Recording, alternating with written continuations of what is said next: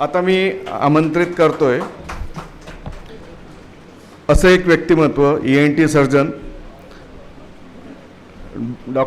बाबा आमटेंच्या बिघडलेल्या मुलांमधला एक शिरोमणी म्हणून त्यांनी नागपुरातही एक प्रयोग सुरू केला, संजीवनी नावाचा.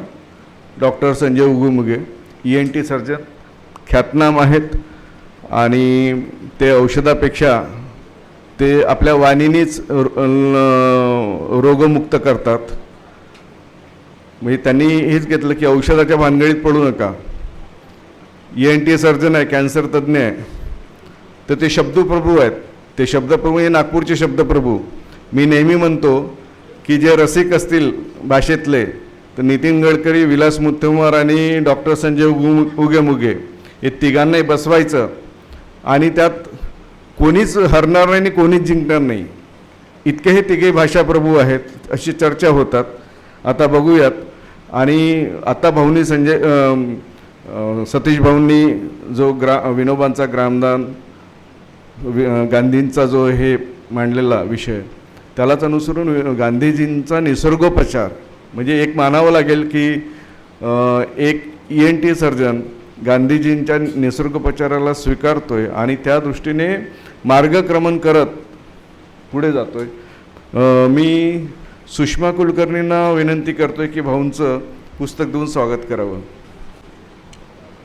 या 3 दिवसाच्या मजबूती का नाम महात्मा गांधी या शिबिरासाठी उपस्थित सर्व साधकांनो, या शिबिराचे आयोजक, सर्वप्रथम मी माझे गुरुवर्य बंधू डॉक्टर जाजू सर उपस्थित आहे, त्यांना वंदन करतो. आम्ही जे काही आजपर्यंत घडलो हे सरांच्या आशीर्वादाने आणि मार्गदर्शनानेच घडलेलो आहे. या शिबिराचे आयोजक आदरणीय वंदन विकास भाऊ आणि आमच्या आदरणीय भारतीताई, तसेच त्यांचे सर्वप्रथम मी आपल्या सर्वांचं इथे स्वागतही करतो आणि मला इथे बोलवल्याबद्दल सगळ्यांचा आभार मानतो. माझा विषय, तसं विकासने सांगितलं की मी पेशानी कान्हा घसा आणि कॅन्सर तज्ज्ञ आहे, म्हणजे मी ॲलोपॅथ आहे. आणि मला जो आजचा विषय विकास भाऊंनी दिला आहे तो की गांधीजी आणि निसर्गोपचार. आता गांधीजीबद्दल तर तुम्ही 2 दिवसामध्ये खूप सारं तुमच्या डोक्यात गेला असं मला वाटते. मॅक्सिमम लोक तिकडून आलो तेव्हा इकडले झोपले होते, काहीतरी आले होते, संध्याकाळी जायचं आहे लवकर, कितीची बस आहे, आपसात चर्चा सुरू होती. मग आता तुम्ही इथून या 3 दिवसाच्या अशा शिबिरामध्ये कुठेही जाता, मग तिथून टेक होम मेसेज घरी काय नेता? फक्त विकास भाऊनी बोलावलं म्हणून त्या शिबिराला जायचं, तिथं उपस्थित राहायचं, बापू कुटीमध्ये फोटो टाकायचा आणि रील्स करून टाकायची, इथपर्यंत थांबू नका. कारण की आता जो काळ आलेला आहे,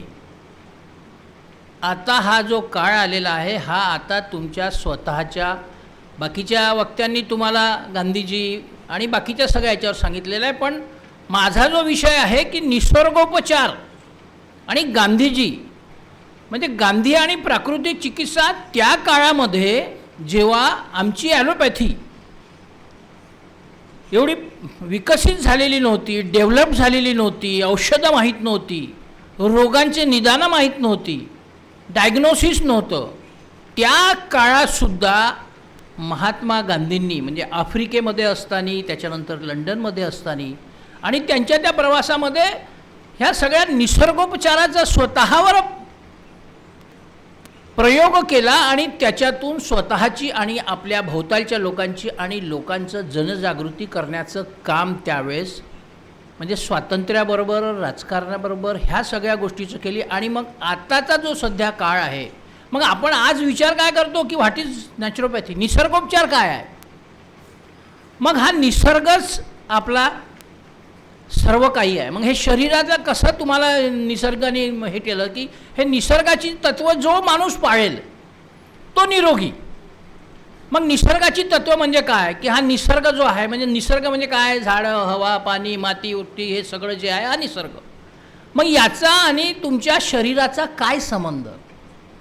मग हे जे मानवी शरीर बनलेलं आहे हे पंचमहाभूतांनी बनलेलं आहे, सगळ्यांना समजते, सगळ्यांना माहीत आहे, मला ते सांगायची गरज नाही.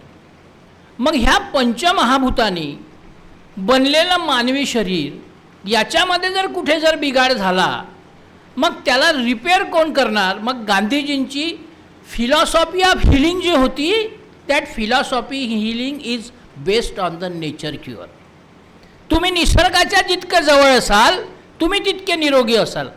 माफ करा, माझ्या बोलण्यातून जरा ॲलोपॅथीवर काही कुठे प्रहार झाला तर मी आपली क्षमा मागतो. मग आता आम्ही काय केलं, जसा जसा काळ बदलत गेला, जसजसे विज्ञानाची प्रगती होत गेली, विज्ञानानं काय केलं, 2 देशातील अंतर एक जवळ आणलं. अमेरिकेमध्ये माझी पोरगी आहे, तिथून सकाळी ते व्हॉट्सअपवर कॉल करते, आई मेथीची भाजी कशी करू, मग तिची माय सांगते गॅसवर हे ठेव, मग तेल टाक, मग मोहरी टाक, मग हे कर. म्हणजे आता कसं झालं, अमेरिका इंडिया एकदम फोनच्या त्याच्यात आले. परंतु विज्ञानाच्या प्रगतीमुळे सर माणूस माणसापासून दूर गेला, आणि जेव्हा माणूस माणसापासून दूर गेला तेव्हापासून त्याच्यामध्ये ह्या सगळ्या रोगाची निर्मिती झाली. मग आम्ही आमच्या ॲलोपॅथीवाल्यांनी काय केलं, नंबरचा खेळ सुरू केला. 120-80 ब्लड प्रेशर म्हणजे नॉर्मल, त्याच्या खाली गेला तर डाऊन झाला, वर गेला तर मग हे घे. शुगर त्याच्या याकडे मोजून दिले, इतकी झाली म्हणजे इतकी, इतकी झाली म्हणजे इतकी, वेगवेगळ्या हे आल्या. ठीक आहे, हे निदानापुरतं त्या ट्रीटमेंट त्या शरीरापर्यंत होत गेलं. परंतु पण कोणी हाच विचार नाही करत आज की what is the basic root cause of the disease of that particular individual. मग महात्मा गांधींनी त्यावेळेस हे ओळखलं आणि त्यांनी सांगितलं की return to nature, go back to nature. मग गो बॅक टू नेचर म्हणजे आता इथे बसलेले मॅक्सिमम सगळे लोक, कोणी खेड्यातून आले असेल, कोणी शहरातून आले. आपण लहानपणी शाळेत जात होतो तर पायीच जावं लागे, आता ऑटो आला, मर्सिडीज आली, यांचं पोरगं मर्सिडीज जाते तर यांचं पोरगं BMW जायला लागलं. म्हणजे आता हे सगळं पैसे जसे जसे वाढत गेले तसतसे आपले हे सगळे, आणि त्याच्यातून म्हणजे आता तर असं झालं आहे की आपल्या रोगांबद्दल तर असं झालं की आता आपण शरीराची आणि बाकी हालचालच करणं बंद केलं सर. आता बसल्या बसल्या पलंगावर किंवा सोफा सेटवर हातामध्ये तो एक आला, काय म्हणते त्याला, तो रिमोट. आता फक्त बाकी शरीर नाही हलवायचं, हात नाही हलवायचे, पाय नाही हलवायचा, काहीच नाही हलवायचं, बसल्या बसल्या एक बोट हलवायचं फक्त. मग आता एवढूसा अंगुठा, ठीक आहे, तो TV ऐकते तुमचं, तो चॅनल बदलते, पण तुम्ही तुमच्या शरीराला कुठेच काही चालना देत नाही. मग हे सगळं त्या जमान्यामध्ये गांधीजींना समजलं, आणि मग त्यांनी त्या निसर्गोपचाराचा प्रयोग करण्याचा छंद केला, आणि तो केला. म्हणजे त्या जमान्यामध्ये प्लुरिसीसारखे, ट्युबरक्युलोसिससारखे कॅन्सर तेवढ्या प्रमाणात नव्हता, पण बाकीचे जे रोग होते त्याच्यावर त्यांनी स्वतः प्रयोग केले आणि लोकांवर प्रयोग केले, आणि ते सक्सेस झाले. मग त्यांनी त्यांचे एक बेसिक प्रिन्सिपल्स केले. मग आता हे निसर्गोपचारामध्ये ज्या पद्धती वापरल्या जातात ह्या निसर्गाच्याच पद्धती वापरल्या जातात. मी जे सांगितलं तुम्हाला की पंचमहाभूत आहे. मग पंचमहाभूत म्हणजे काय, वायू आहे, अग्नी आहे, जल आहे, मट्टी आहे, आकाश आहे. मग याच्या अशा करून याच्यात म्हणजे आता समजा हे आपण इथे बसलेलं आहे, उद्या समजा इथलं हे हा कॉलम तुटला लाकडाचा, मग याला तुम्ही कशाने रिपेअर कराल, लाकडानेच रिपेअर कराल. याला तुम्ही लोखंडाली टाकलं तर याची जी ब्युटी आहे ती ब्युटी तशी होणार नाही. It may be corrected but the beauty of this particular thing cannot be restored. मग तोच बेसिक नियम आहे की ज्याच्यामुळे ह्या शरीराचा झाला त्याच वस्तूची जर उपचार केला तर मग तो निसर्गोपचार होतो. मग वायुचिकित्सा आहे, अग्निचिकित्सा आहे, जलचिकित्सा आहे, मृदचिकित्सा आहे, आयुचिकित्सा. तुम्ही म्हणाल की हे आता आम्हाला करायला वेळच नाही आहे ना भाऊ. आजकाल तर सरकार म्हणते वर्क फ्रॉम होम. अरे पण त्या वर्क फ्रॉम होममध्ये तिथे 8 घंटे काम करत होते, आता इथं तुम्ही 16 घंटे, माझं पोरगं 16 घंटे काम करते, कारण की आता त्याच्यावर तो तणाव टाकून दे. मग ह्या पद्धतीचा जर आपण उपयोग केला तर मग आपण निरोगी राहू शकतो. जुन्या जमान्यामध्ये लोकांचा असा एक कन्सेप्ट होता की ज्याचं डोकं थंड, पोट मऊ आणि पाय उबदार तो निरोगी. काही ब्लड प्रेशर मोजायची गरज नाही काय. आता मी भामरागडमध्ये, सतीशला माहीत आहे, विकासला माहीत आहे, मी 6 महिने भामरागडमध्ये प्रकाश आमटेंबरोबर काम केलं. सर कोणाला ब्लड प्रेशरच नाही तिथं, कोणाला डायबिटीजच नाही, फक्त त्यांना स्किन डिसीजेस आहेत. बिकॉज त्यांना आंघोळ कशी करायची, का करायची, केली का नाही होत, हेच होते. मग जर तिथल्या लोकांना हे रोग नाही आणि आपण 300-400 किलोमीटर आपल्या जो प्रत्येक इथे बसलेलं मला वाटतं मॅक्सिमम 50% लोकांना डायबिटीज असेलच, कोणाला तरी ब्लड प्रेशर असेल, कोणाला तरी इन्सोमनिया असेल, मॅक्सिमम लोकांना कॉन्स्टिपेशन असेल, घुटणेदुखी, मसलदुखी, पायदुखी असेल आणि नाही काय तर स्ट्रेस तर खूपच आहे. ज्यांचे लग्न झाले त्यांना तर स्ट्रेस असेलच. अविवाहित लोकांचं मी काही बोलत नाही. मग आता हे जे आम्ही दिले ॲलोपॅथीनी किंवा आमच्यासारख्या विद्वानांनी हे जे तुम्हाला रिसेप्शनमध्ये बक्षीस दिले सगळे, आमच्याकडे लग्नाला या, रिसेप्शनमध्ये लिफाफ्यात पैसे द्या आणि हे रोग घेऊन जा. आणि ते रोग तुम्ही आणले आणि मग त्यांच्या उपचारासाठी पुन्हा तुम्ही त्यांच्याच दरवाजावर गेले आणि आमचे दुकानं फुलत गेले. पोटात दुखलं काय, गॅस्ट्रोस्कोपी झाली, एंडोस्कोपी झाली, सगळंच झालं. छातीत दुखलं काय, सगळंच झालं. म्हणजे बायपाससारखंपर्यंत होऊन गेलं. नंतर शेवटी फायनल निघालं की it is only the gastric problem. मग भाऊ आता इतकं केलं, माय आडं तुटून गेलं, सगळं मंगळसूत्र इकल्या गेलं, बायपास झाला, हे झाला, बुड्या पडला आहे आणि बुडी परेशान झाली. म्हणजे मी विरोधात नाही आहे. ॲलोपॅथी ही अत्यंत आवश्यक आहे त्या सर्जिकल प्रोसेसमध्ये, इमर्जन्सीजमध्ये, जीव वाचवण्याच्या ह्याच्यामध्ये. पण समूळ तुम्हाला जो रोग झाला असेल तो जर नष्ट करायचा असेल तर निसर्गोपचाराशिवाय दुसरा पर्याय नाही. आणि मग निसर्गोपचारामध्ये ह्या पद्धती आहे आणि याच्यासोबत सगळ्यात महत्त्वाचं जे आहे हे आहे आहार. तुम्ही काय खाता, तुम्ही कसं खाता. आता आपण कसं आहे की निसर्गाचं तत्त्वच नाही मानत. आपण म्हणजे आळशी माणसं आहे, केव्हाही झोपायचं, केव्हाही उठायचं, काही खायचं, कशाही पद्धतीने जगायचं. तर तुमची जी जीवनशैली आहे, ज्याला आजकाल मोठे मोठे लोक म्हणतात की लाईफस्टाईल मॅनेजमेंट. आता हे लाईफस्टाईल मॅनेजमेंट आपल्या वावरात काम करणाऱ्या आजी आजोबांनी आपल्याला शिकवलं ना. लाल आभाळ राहायचं तांबडं, तेव्हा तो आपला वखर घेऊन चालला जायचा, डोक्यावर रात्रीची शिदोरी घेऊन जायचा, तिथं काम करायचा, घाम गाळायचा. त्यांना कधी डायबिटीस ना. My father is 92 years old, he is still strong. My mother is 91 years, अजूनही सगळं परफेक्ट आहे. मग हे काय झालं, तेच आहे ना, तेच खातं. पण आता हे सगळं टॉक्सिन्स, आता तुम्ही मागच्या 15 पेपरात वाचत असाल, एक कोणीतरी अधिकारी आला, त्यांनी आता हे भेसळ काढणं सुरू केलं. मग आता हे सगळं भेसळयुक्त आपण खातो आहे. कोणीतरी सांगितलं की ऑर्गॅनिक खा, फलाना. आता ह्या सगळ्या गोष्टीचा विचार केल्यावर असं वाटतं की हे सगळं जगताना रिअली आवश्यक आहे का. मग लाईफस्टाईल मॅनेजमेंट म्हणजे काय. मग त्याच्याबरोबर आता काल परवाच तो योगा होऊन गेला. खूप जोराने जर्श्या विकल्या, त्याचं सरकारचं मोठं काम झालं, ठेकेदाराचं मोठं झालं. तुम्ही एक दिवस खालीवर हलवले, इकडं केले, पाय तिकडं केले. अरे पण दुसऱ्या दिवशी काय. अरे योग करायचा म्हणजे, योग म्हणजे काय. योग म्हणजे इट्स अ जॉईंट, जोडणे, एकाग्रता. मग त्यावेळेस ते योग सांगितले, आपल्या ऋषीमुनींनी योग सांगितलेले आहे, मोठ्या मोठ्या इन्स्टिट्यूट्स निघालेले आहेत. गांधीजींनी त्यावेळेस ते सांगितलं. आणि मग निसर्गोपचाराचं हे करून भारतामध्ये निसर्गोपचाराचे जनक म्हणजे महात्मा गांधी. मग निसर्गोपचार त्यांनी खूप मोठी एक संस्था काढली, नॅशनल इन्स्टिट्यूट ऑफ नॅचरोपॅथी पुण्याला. निसर्गोपचाराचा मेहताजी होते त्यावेळेस, बाकीचे त्यांचे सगळे सहकारी होते. उरुळी कांचन फुल्यांच्या बाजूला एक गाव आहे, तिथे त्यांनी निसर्गोपचाराचं, कारण लोकांना, विनोबांचे जे भाऊ होते त्यांनी तिथे त्यांची ट्युबरक्युलोसिसची ट्रीटमेंट केली. वेळ लागतो, पण मग ह्या निसर्गोपचाराचं मुख्य हे आहे की समूळपणे तुमच्यातला रोग नष्ट कर. आणि समूळपणे म्हणजे त्याच्या basic cause of root cause is to be treated and not the disease or symptom. What we do in allopathy, जसं ते आपल्या पराठीवर कसं आहे, ते बोंडळी आली का हे मार, ते मावा आला का ते मार, तुडतुडे आले की ते मार, तितक्या वेळ ते होते, एक बसला की दुसरा उठते. मग ॲलोपॅथी तितक्या वृत्तापर्यंत बरं असते, पण ती नंतर शरीरापासून म्हणजे प्रत्येकाने आजकाल प्रत्येकजण सर विचारायला लागलं की सर मी हे मेडिसिन घेऊ, याचे साईड इफेक्ट्स आहेत का. म्हणजे आता हळूहळू तुम्हाला कुठेतरी साईड इफेक्ट नावाचा कन्सेप्ट कळायला लागला. निसर्गोपचाराच्या पद्धतीमध्ये कुठेही साईड इफेक्ट नाही, कारण की हे टोटली ड्रगलेस थेरपी आहे. याच्यामध्ये ड्रगचा कुठल्याही प्रकारे उपयोग केलेला जात नाही. मग आहार, योग, प्राणायाम आणि ध्यान या सगळ्या गोष्टी जर तुम्ही केले तर तुम्ही स्वतःच्या शरीरावर संतुलन ठेवू शकता आणि स्वतः निरोगी राहू शकता. मग आता योग करायचा म्हणजे कसा, की फक्त टी व्हीमध्ये एका बाबाला पाहून हे करा ते करा नाही.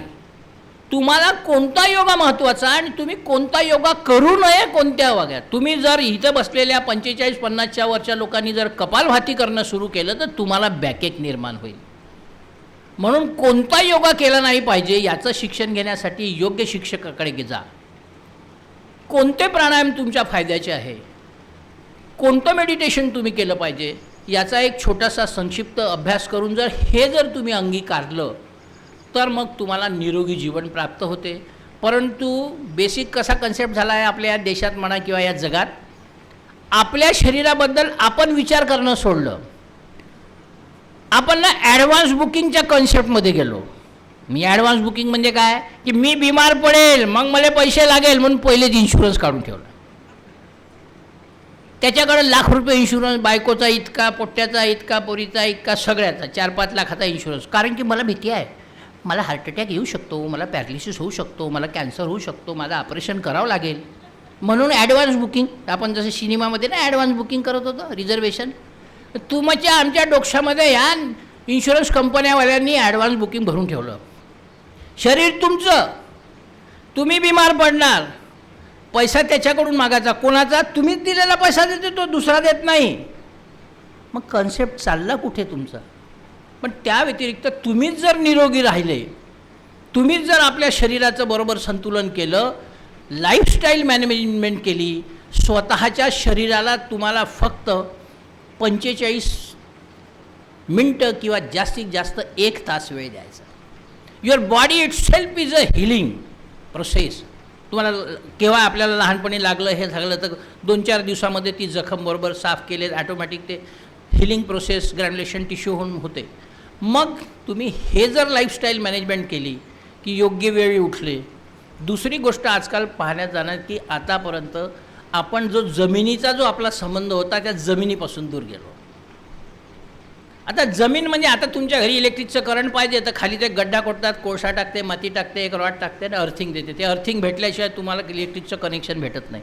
आणि विदाऊट अर्थिंग जर केला तर तो न्यूट्रल जर भेटला नाही तर तुमचे लाईन असे लपलप करतील. पण आता तुमच्यापैकी किती लोक जमिनीवर चालतात?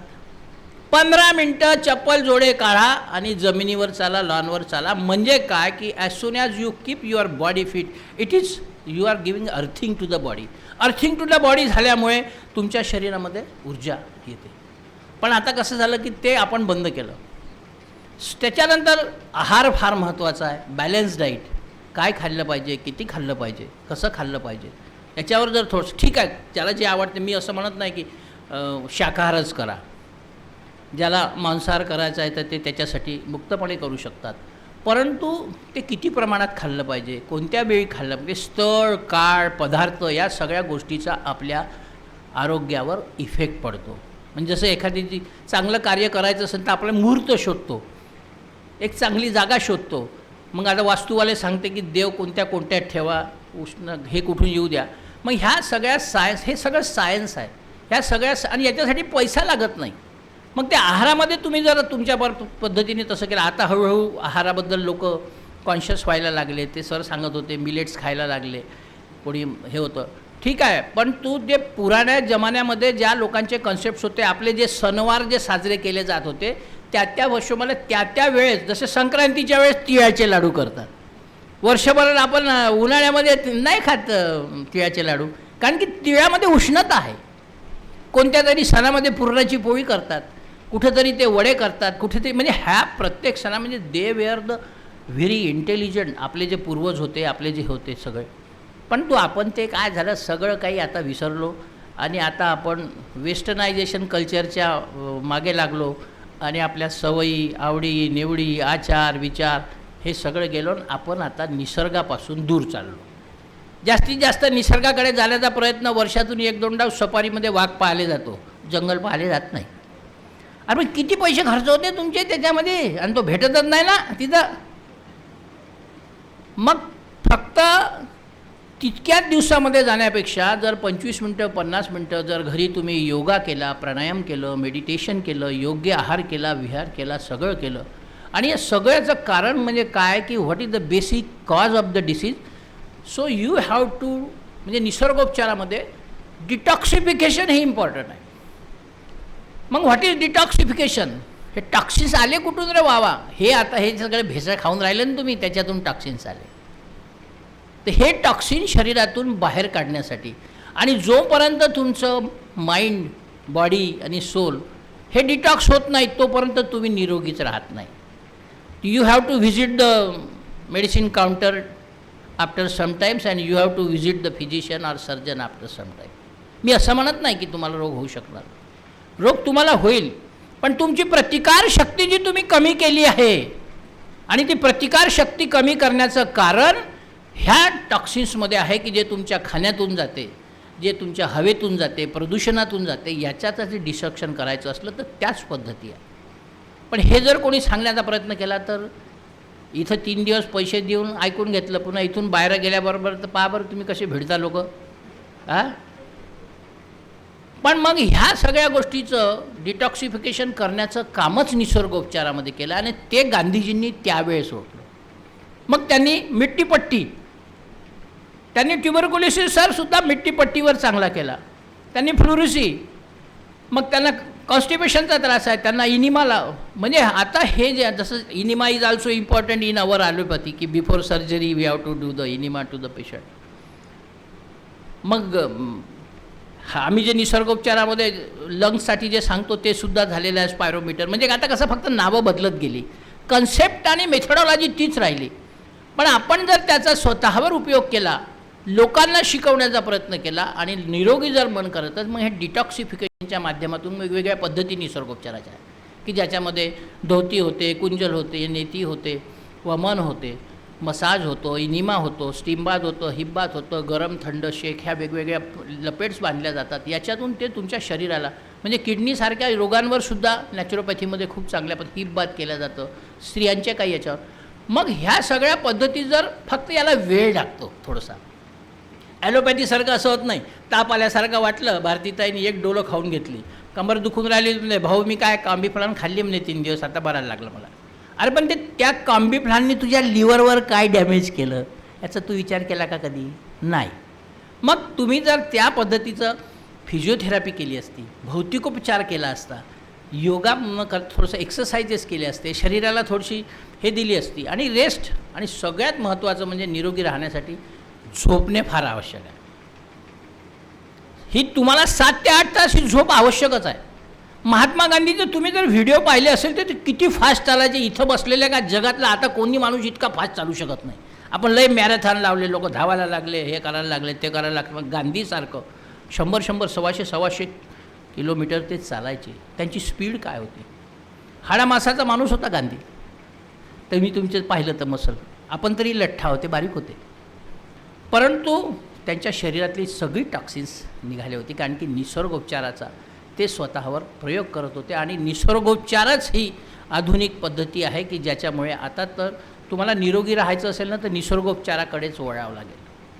सकाळी उठा, फिरायला जा, चांगली हवा घ्या, ओझोन मिळतो त्याच्यातून. आता आर्टिफिशियल ओझोन आला सर. परवाच्या दिवशी आपली एक मोठ्या ज्याचा डायबिटिक फूट होता, आम्ही ओझोनचा त्याच्यावर प्रयोग केला सर, तो चांगला झाला पेशंट. आम्ही काय केलं की काय नाही सर, सकाळी 6 वाजता तुम्ही बसा.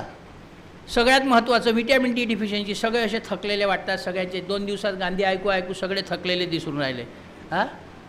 विटॅमिन डी कमी झालं तुमचं का B12 कमी झालं? काही नाही. फक्त 20 मिनटं तुम्ही सूर्यप्रकाश द्या. कारण की विटॅमिन डी म्हणजे आपणच्या गोळ्या, इंजेक्शन हे भेटते, हे काय फ्रॉड आहे सगळं. मी तुम्हाला सांगतो, सगळ्यात चांगला विटॅमिन डीचा सोर्स आहे हा सूर्यप्रकाश आहे. पण काय होते, तोपर्यंत आपण रात्री उशिरा झोपलो ना, ते सकाळी उठतच नाही. बाबाजी निघून चालला जाते वर, आपण उठतो तेव्हा तोपर्यंत आपल्या डोक्यावर असते, त्यावेळेस नाही भेटत विटॅमिन डी. मग ह्या सवयी तुम्हाला बदलावं लागेल. शरीराचं डिटॉक्सिफिकेशन करावं लागेल. शरीराचं डिटॉक्सिफिकेशन करायचं म्हणजे सगळ्यात मोठा शत्रू या शरीरातला पोट आहे. पोट, या पोटामध्ये सगळं काही टॉक्सिन्स भरलेले आहे, आणि त्याच्याचमुळे मग हे सगळे तुम्हाला रोग, ब्लड प्रेशर आहे, डायबिटीज आहे, स्पॉन्डिलायटिस आहे, फलाना आहे, ढमका आहे, जे काय आम्ही नावं दिलेले आहे ते होते आहे. मग हे जर पोट साफ राहिलं, मग याचं डिटॉक्सिफिकेशन झालं तर तुमचे अर्ध्याधिक रोग कमी होतील. तुमचे डायबिटीज, तुम्ही म्हणतो साधं लहानपणी बघा त्या आपल्या नदी नाले राहायचे, त्याच्यामध्ये गोटे राहायचे, त्या पाण्यातून आपण चालायचं, ॲक्युप्रेशर आहे. त्याच्यावर प्रेशर पडायचं, ते पॉईंट्स दबल्या जायचे, ते आता शास्त्र खूप हे झालं. मग ह्या छोट्या त्याच्या प्राकृतिक ह्या इंटिग्रेटेड ज्या काही पॅथीज आहे, नॉन कन्व्हेन्शनल पॅथीज आहेत, तर त्यांचा जर उपयोग केला तर तुम्ही मग आमच्या ॲलोपॅथिक औषधापासून दूर राहू शकता, असं माझा अनुभव आहे. आणि मी असं ठाम सांगू शकतो, फक्त तुम्हाला ते अंगीकारण्याची तुमच्यामध्ये तेवढी हे पाहिजे. मग ह्या सगळ्या प्रकारामध्ये जेव्हा असं लक्ष आलं की बा सगळ्या रोगांचं कारण जे आहे हे टॉक्सिन्स आहे. मग हे टॉक्सिन जर डिटॉक्स झाले, मग हे डिटॉक्स कशा पद्धतीने करायचे, ते नैसर्गिक पद्धतीने करून केले तर मग तुमचे रक्त सगळं शुद्ध झालं, मांसपेशी शुद्ध झाल्या, त्याच्यामध्ये हे झालं, तर मग तुम्हाला ताजंतवानं वाटेल, तुमचा ऑक्सिजनचा सप्लाय चांगला होईल. मग गांधीजींनी तोच प्रकार केला. आणि शेवटी सगळ्यात महत्त्वाचं आहे की प्रार्थना आणि ध्यान. 15 मिनटं नाही काही तर तुम्ही जेव्हा झोपायला गेले पलंगावर त्यावेळेस डोळे मिटून तुम्हाला जो देव आवडते, जी बाई आवडते, जो माणूस आवडते त्याच्या मनाने करा, माळ जपा, काही अगरबत्ती लावायची गरज नाही. I mean to say try to concentrate the thing which you like more. That is the simplest definition of the meditation. पण आपण कसं आहे, झोपतपर्यंत आजचा तो हा आला ना भाऊ, हा सगळ्यात मोठा कॅन्सर शत्रू. म्हणजे कसं झालं की यांनी आता माणसापासून दूर नेला. पहिले सर 1:30 वाजता आमचा जेवायचा वेळ होता, तर बायको म्हणायची आता कसं झालं, हा जेवायचा आला ना, आता फक्त त्याच्यावर मेसेज टाकते, जेवण जे लिहिते आणि 1 लिहिते, म्हणजे जेवण तुम्ही करणार की नाही. म्हणजे आता कसं झालं की communication, we are going to the develop process आणि वगैरे, पण आता माणसातला संवादच गेला सर. आणि जिथे संवाद गेला त्याच्याबरोबर संपर्कही गेला. आणि संपर्क गेला, संवाद गेला एकमेकांबद्दल. तो माझ्याशी बोलला नाही तर मी त्याच्याशी काय बोलू, तो माझ्याकडून पाहू हसला का, मी काहून हसू, मी कशाला शेकहँड करू. अरे पण तू हसला, त्याची शेकहँड केला तर तुला काय फरक पडते. त्याच्या शेकहँड म्हणजे काय, तुमच्या शरीरातली आणि त्याच्या शरीरातली ऊर्जा एकमेकांकडे ट्रान्सफर होणार. तुमच्या शरीरात जे विकार असतील, मनात जे विकार असतील, जे आकस असेल एकमेकाबद्दल, हे जर गेले तर तुम्ही सुदृढ व्हाल. पण नाही. आणि मग हा मानसिक तणाव वाढून काय केलं, तुम्ही डॉक्टरकडे गेले, जाजू सरांकडे गेले, जाजू सरांनी पाहिलं, अरे बापरे BP 150 110 आहे तुला, तुझं डायस्टोलिक काही वाढलं, सिस्टोलिक काही वाढलं, झालं. मग जाजू सरांनी सांगितलं म्हणजे ऐकायचं. माझ्याकडे आला, मी सांगितलं हा कर, वरदे बाबू कॅन्सर झाला तुला, गेला मेला. हां, परंतु मग हे सगळं जर आपल्याला अवॉइड करायचं असेल ना, कमीत कमी इथे बसलेल्या सगळ्या लोकांना जर निरोगी राहायचं असेल, हां, जसजसं वय वाढत जाईल, वृद्धत्व वाढत जाईल, तुम्हाला हे सगळं येणार. जो जन्माला आला त्याचा मृत्यू होणार. मग तुमचं हळूहळू ब्लड प्रेशर होणार, डायबिटीस होणार, तुम्हाला जॉईंट्सचे प्रॉब्लेम होणार, तुम्हाला मस्क्युलर होणार, तुम्हाला स्ट्रेस होणार, तुम्हाला कॉन्स्टिपेशन होणार, तुम्हाला न्यूरोलॉजिकल इश्यूज होणार, तुम्हाला कार्डिओव्हास्क्युलर इश्यूज होणार. मग या सगळ्यांवर आता जगसुद्धा ऐकायला लागलं आहे की ह्या भारताने आता एक मोठा आपण अग्रगण्य घेतलं की आता काल परवा जागतिक योग दिवस मनवला. मग आता हे योगाचं, ह्या सगळ्या, योग म्हणजे फक्त आसनं नाही, योग म्हणजे फक्त एक्सरसाइज नाही आहे. त्या योगामध्ये सगळ्या गोष्टी येतात, जे तुमच्या सोशल, मेंटल या सगळ्या गोष्टीवर कार्य करतं. लोकांना योग म्हटलं म्हणजे मग फक्त आसनच केली पाहिजे असातला भाग नाही. मग त्याच्यामध्ये योग आहे, प्राणायाम आहे, मेडिटेशन्स आहेत, आणि त्याच्यामधून तुम्ही तुमच्या शरीरावर संतुलित कर. आजकाल योगामुळे कार्डिओव्हास्क्युलर डिसिजेसवर कंट्रोल आहे, इट इज डॉक्युमेंटेड नाऊ. योगामुळे स्ट्रेस मॅनेजमेंट होऊन राहिलं, लोकांचं पॅरालिसिसचे प्रमाण कमी झाले. जसजसं वय वाढत जाईल तुमचं ह्या सगळ्या गोष्टी हळूहळू शरीर थकत जाईल, वृद्धत्वाकडे जाईल. म्हणजे यावर्षीची योगाची थीमच होती योगा फॉर हेल्दी एजिंग. आता योगा फॉर हेल्दी एजिंग म्हणजे वृद्धत्वाकडे तुम्ही जाता, त्याच्यामध्ये चांगल्या पद्धतीने तुम्ही वृद्ध आयुष्य कसं जगू शकाल शेवटच्या काळापर्यंत, याच्यावर महत्त्वाचा भार दिला आहे. म्हणून आपली सगळ्यांना मला विनंती आहे की ह्या सगळ्या गोष्टीचा जर आपण अवलंब केला तर आपण डॉक्टरांकडून दूर राहू शकाल. आणि तुम्ही जे डिपेंडंट झाले आहे ड्रग्सवर, तुम्ही आता काय सगळ्यात मोठा डॉक्टर झाला सर आजकाल गुगल बाबा नावाचा. तो गुगल बाबा नावाचा डॉक्टर तुम्हाला डायग्नोसिसही देते, ट्रीटमेंटही देते, कॉम्प्लिकेशनही सांगून देते, सगळं फुल टू फुल, पूर्ण ग्राम स्वराज्य आहे तो गुगल बाबा म्हणजे तुमचं. हां, आता काय झालं सर, ते आता असं जे लक्षात येऊन राहिलं, आता आम्ही मध्यंतरी एक सर्वे केला होता की 100 पेशंट निवडली आणि त्या 100 पेशंटला विचारलं की बाबा तुम्हाला हे झालं, तू काय केलं? आम्ही गुगलवर पाहिलं नाही जी म्हणे. आणि हटकन बायकोला म्हणजे अरे ते दाखव ना, MRI डॉक्टरला दाखव ना. हे एवढी मोठी थैली सर, एका डॉक्टरचा MRI, एका सेंटरचा MRI, हे एवढे 15-20 ब्लड रिपोर्ट सगळं दाखवते. आणि त्याच्या डोक्यात ते भरून गेलं की माझी सियाटिका नावाची नस फसली. मी म्हटलं भाऊ आडवा झोप, 2 मिनटं बोटं घातलं आतमध्ये काढलं आणि चाल म्हणून. अरे म्हणे हे कसं काय झालं राजा?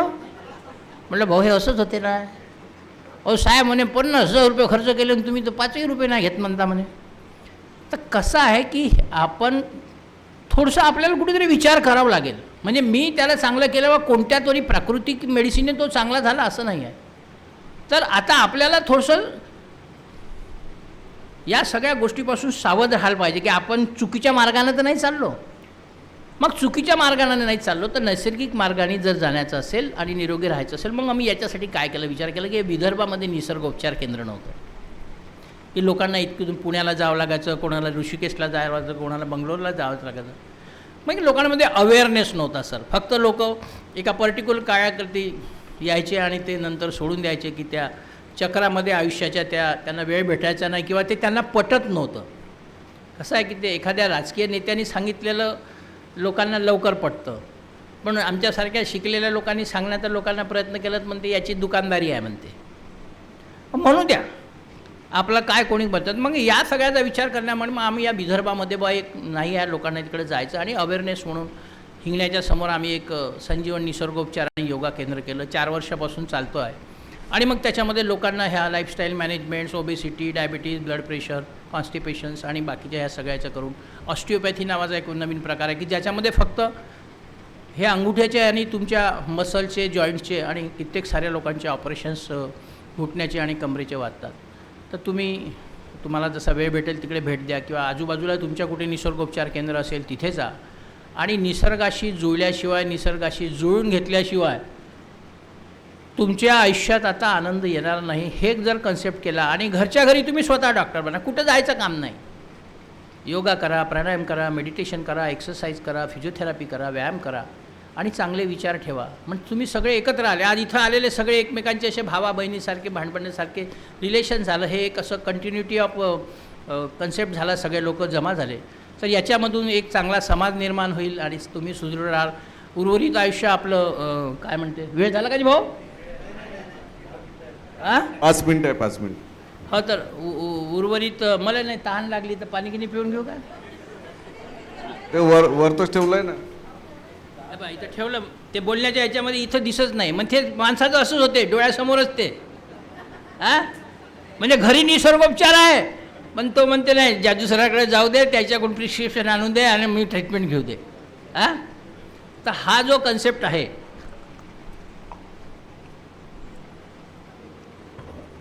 म्हणजे तुम्ही किती श्रीमंत आहात हे तुमच्या 7-12 फिक्स डिपॉझिट, बंगला, गाडी, घोडी याच्यावर डिपेंडंट नाही.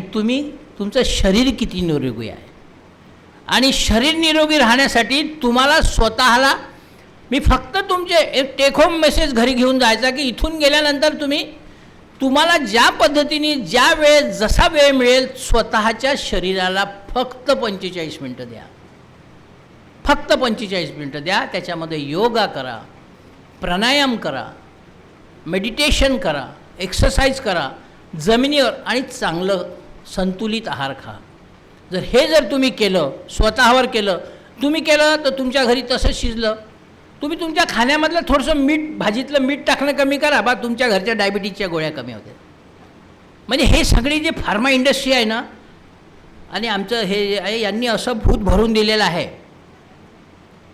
आता मागे तो कोरोना भाऊ येऊन गेला, खूप आपले जवळचे गेले, याचे गेले, त्याचे गेले, सगळं झाल्यानंतर मग ते काय लसी टोचल्या, काय टोचल्या, त्याच्यामध्ये तो एक इम्युनिटी कन्सेप्ट लोकांना नवीन इंग्रजी शब्द माहीत होऊन गेला. मग रोगप्रतिकार शक्ती. मग रोगप्रतिकार शक्ती म्हणजे काय? मग तुम्हाला तुमची रोगप्रतिकार शक्ती जर वाढवायची असेल तर ते तुम्ही you are the best healer of your own body. No vaccine, no medicine, no doctor on this earth can increase your immunity, you yourself. म्हणून स्वतःवर विश्वास ठेवा, या नैसर्गिक पद्धतीचा उपयोग करा, प्राकृतिक पद्धतीचा उपयोग करा आणि निसर्गाशी नातं जोडा. तुम्ही निसर्गाशी बघा सर सकाळी वॉकिंगला जातात. आता तुम्हाला इकडे होते म्हणून तुम्ही 2-3 दिवस वॉक वगैरे केलं असेल, बापू कुठेकडे गेले. अदरवाईज तुम्ही सांगा बरं, तुम्ही खरंच जाता का सगळेजण लोक वॉकिंगला? 150पैकी 4 हात फरले, 5 हात झाले. हे काय काय याला काय म्हणजे हे काय संसदेत जसे लोक इकडून तिकडून पळाले तसे हात दिसून राहिले मला याच्यात. हां, मोठ्या मुश्किलने सर 6च झाले. 6चा आकडा मोठा जोरदार आहे हो आजकाल. हां, डायबिटीज किती लोकांना हात वर करा. म्हणजे फार बरं वाटलं इतक्या लोकांना डायबिटीज आहे. म्हणजे डायबिटीज आहे म्हणजे काय, तुम्हाला काय मुंग्या डसल्या होत्या का? हां, मग कोणातरी डॉक्टरनं तुम्हाला सांगितलं डॉक्टर डायबिटीज आहे म्हणून. मग त्या डायबिटीज कंट्रोल करण्यासाठी नैसर्गिक तत्वाचा जर उपयोग केला तर तुम्ही रोगमुक्त व्हा. माझा कन्सेप्ट कसा आहे, संजीवन निसर्गोपचार आणि योग केंद्रात येऊ नका. जिथे तुम्ही तुमचं घर स्वतःचं इनिमा तुम्ही स्वतः घरी लावू शकता. मातीची पट्टी तुम्हाला ते जुने उपयोग माहीत असले. आपलं लहानपणी पोट्ट्याचं पोट फुगलं तर ते नागुलीचं पान तेल लावून आपली आई लावायची, मातीची पट्टी लावायची. मातीमध्ये लहानपणी पोट्टं खेळलं तर रागवायची नाही, खेळू दे म्हणे माती लागते त्याच्या शरीराला. आता कुठं तुमच्या लेकरायले आता तर टाय गी लावून सगळे मर्सिडीजमध्ये जाते. मातीचा कुठं कन्सेप्ट आहे का? म्हणून आता मातीशी जुळण्याचा प्रयत्न करा. मी असं म्हणत नाही माती अंगाला लावून दिवसभर आपल्याला डान्स करत राहा म्हणून, परंतु 1-2 महिन्यातून 45 मिनटं जर तुम्ही ती माती आपल्या शरीराला लावली तर सगळे टॉक्सिन्स निघून जातील तुमच्या शरीरातले. प्रयोग करून पहा. गांधीजीला त्यावेळेस कोणीतरी म्हटलं होतं की हे अहिंसेच्या मार्गाने काय राज्य भेटते का राजे म्हणे, प्रयोग तर करून पाहू म्हणे. मिठाचा सत्याग्रह केला होता, दांडी यात्रा काढली होती. कोण लोक तुमच्या मागे, प्रयोग करून पाहू म्हणे. त्यांनी प्रयोग केला आणि ते सक्सेस झाले. आज आपण स्वातंत्र्य आपल्याला हे मिळालं. मग ह्या सगळ्या लोकांनी जर त्यावेळेस ते अंगीकारलं, मग आपण का नाही करू शकत? म्हणून याचा अंगीकार आपण करावा. आपलं येणारं आयुष्य हे निरोगी राहावं. तर सगळ्यांना निरोगी आयुष्य जावं आणि पुनश्च सर्वांना कोणाच्या काही भावना वगैरे दुखावल्या असेल किंवा कोणाची भावना नावाची कोणी गर्लफ्रेंड दुखावल्या गेली असेल तर मला माफ करा. आणि संक्षिप्तपणे आपण शांतपणे मला ऐकून घेतलं याबद्दल मी आपला सगळ्यांचा आभारी.